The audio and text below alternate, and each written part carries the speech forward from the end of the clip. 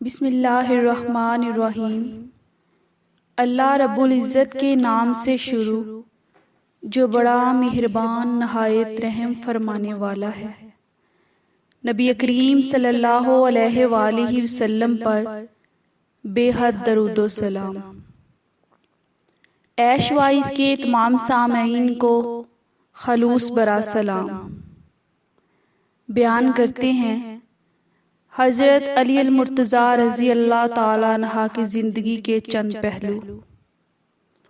خلیفہ چہارم، مقتدائے جملہ اولیاء و اصفیاء، ابو الحسن سیدنا علی المرتضیٰ رضی اللہ تعالیٰ عنہ کی شان اور مرتبہ بے حد بلند ہے۔ آپ رضی اللہ تعالیٰ عنہ ترکیت میں شان عظیم اور مقام عرفہ کے مالک ہیں۔ سیدنا علی المرتضیٰ رضی اللہ تعالیٰ عنہ بچپن ہی سے نبی کریم صلی اللہ علیہ وآلہ وسلم کے زیر سایہ رہے۔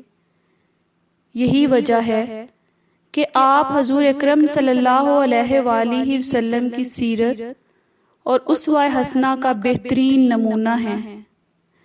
سیدنا علی المرتضیٰ رضی اللہ تعالیٰ عنہ کی شان اور فضائل بے شمار ہیں۔ آپ کو حضور اکرم صلی اللہ علیہ وآلہ وسلم کی سب سے لاڈلی صاحبزادی سیدنا فاطمہ رضی اللہ تعالیٰ عنہ سے نکاح کا شرف بھی حاصل ہے۔ حضرت علی رضی اللہ تعالیٰ عنہ نے اپنی ساری زندگی رزق حلال کما کر کھایا۔ آپ محنت مزدوری میں کچھ اور محسوس نہ کرتے تھے۔ ایک مرتبہ گھر میں کھانے کو کچھ نہ تھا۔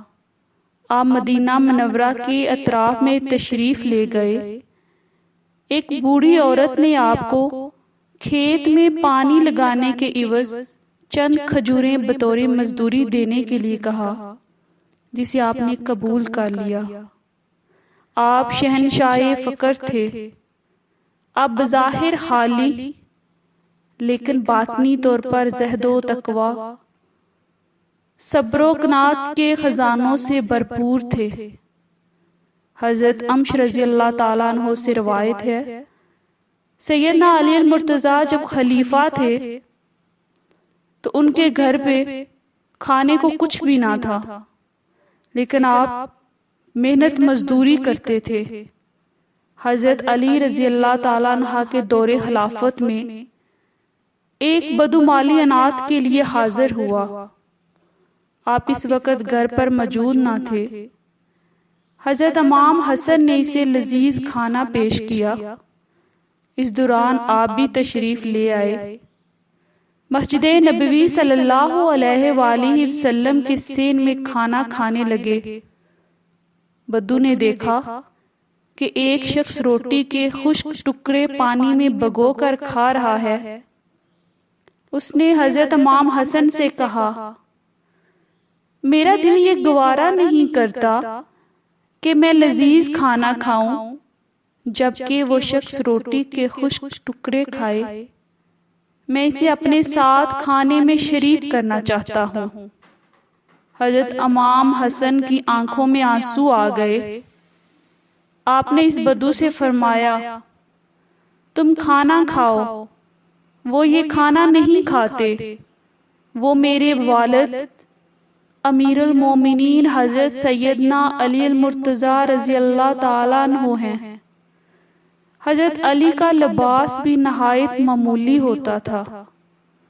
آپ کے پاس اوڑھنے کے لیے صرف ایک چادر تھی، جس سے سر چھپاتے تھے تو پاؤں کھل جاتے تھے، پاؤں ڈانگتے تھے تو سر ننگا ہو جاتا تھا۔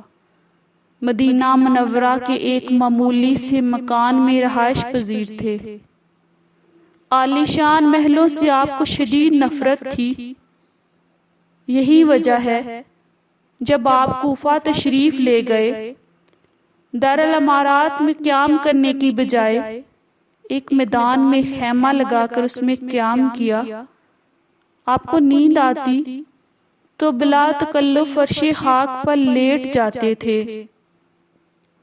شیر خدا حیدر کرار، امام الاولیاء سیدنا علی المرتضیٰ نے اپنے بچوں کو وصیت کے بعد کلمہ توحید پڑھا اور جان جان آفریں کے سپرد کر دی۔ آپ نے 21 رمضان المبارک کو اس جہان فانی سے کوچ فرمایا۔ حضرت علی رضی اللہ تعالیٰ عنہ کو سیدنا امام حسن اور سیدنا امام حسین رضی اللہ تعالیٰ عنہ اور حضرت عبداللہ بن جعفر نے غسل دیا۔ حضرت سیدنا امام حسن رضی اللہ تعالیٰ عنہ نے نماز جنازہ پڑھائی اور آپ کو دارالامارت کوفہ میں سپرد خاک کیا گیا۔ کچھ روایت کے مطابق آپ کو کوفہ کی جامع مسجد میں مدفون کیا گیا، جبکہ کچھ روایت کے مطابق آپ کو کوفہ سے 70 کلومیٹر دور دفن کر دیا گیا۔ سیدنا علی المرتضیٰ کو علم کا باپ کہا جاتا ہے۔ حضور اکرم صلی اللہ علیہ وآلہ وسلم نے فرمایا، میں علم کا شہر ہوں، علی اس کا دروازہ ہے۔ حضرت علی رضی اللہ تعالیٰ عنہ قرآن مجید کے حافظ تھے۔ قرآن مجید کے معنی و مطالب پر آپ کو عبور حاصل تھا۔ آپ علم فقہ کے ماہر تھے۔ مشکل سے مشکل فیصلے بھی قرآن سنت کی روشنی میں حل کر لیتے تھے۔ اسی لیے حضور صلی اللہ علیہ وسلم نے فرمایا تھا، میں علم کا شہر ہوں، علی اس کا دروازہ ہے۔ اللہ تعالی ہم سب کو نبی کریم صلی اللہ علیہ وآلہ وسلم کے صحابہ کے نقش قدم پر چلنے کی توفیق عطا فرمائے، آمین۔